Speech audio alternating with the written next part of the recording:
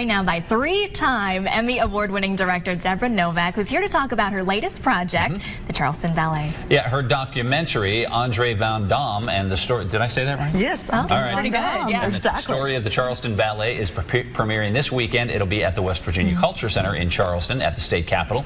Thanks for stopping by. Oh, thank you, Tim. Thank you, Erica. Pleasure to be here. We are so happy to have you because the thing about it is this is not just a documentary about ballet by somebody who's like, oh, I'm going to do a documentary on ballet. You're a ballerina. You know the backstory. Actually, yes. Yeah. At age 63, I'm a company member in the Charleston Ballet. I'm proud to say that. Yeah. But, you know, in studying at the Charleston Ballet, I heard the stories about Andre Van Damme over the years, and they're incredible.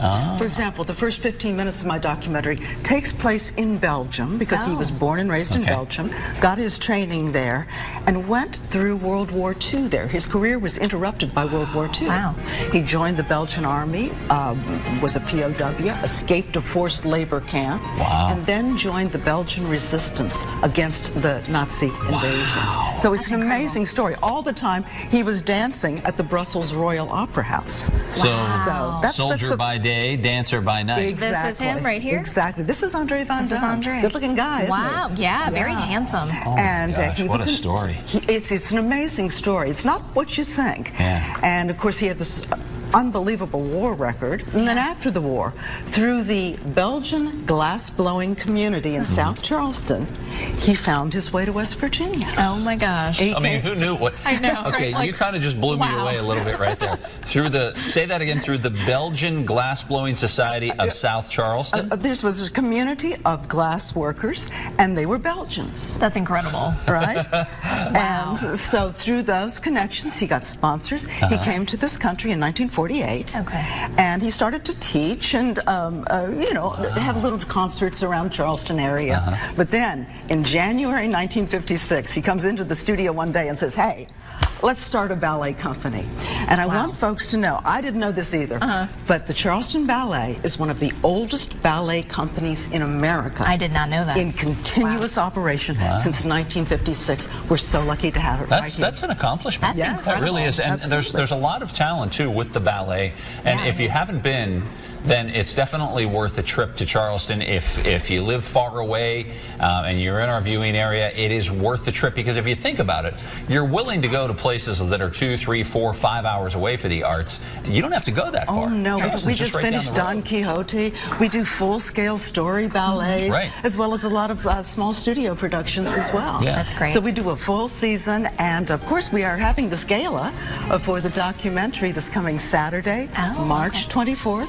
6:30 at the West Virginia Culture Center, and we invite everyone to come out. Here you're looking at the title sequence of our documentary. There's some of our dancers there, and of course we tried to give a sense of the history that's behind the Charleston Ballet. Yeah, that's what's really incredible about this, and that's what makes this sort of unique, is that you get that history in this too, so you can learn a lot from this. Yeah, and I think folks may of course remember you from previous documentaries, as we mentioned.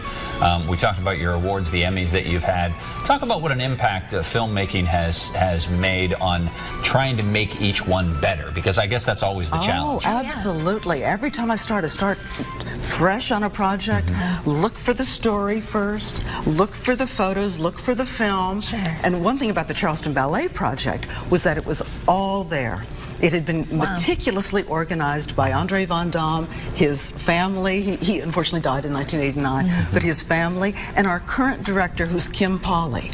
Another thing about the Charleston Ballet that's interesting, in all that time it's been around, we've only had 2 directors, Andre Van Damme and Kim Pauley. That's incredible, and I'll tell you what, you have a terrific leader right now. Yes, we do. That's just wonderful. I think what she does is amazing. So there it is. If you live in Charleston, you have no excuse. If you live outside of Charleston, it's an easy trip. So just see if you can make it. It would be a lot of fun to see this documentary and maybe expose yourself to something you wouldn't necessarily see. Right. 6:30 reception, 7:30 screening at the West Virginia Culture Center. Deborah, thanks for coming in today. Oh, thank you so much for having us. I hope people will come out and see us Saturday night. Yeah, absolutely.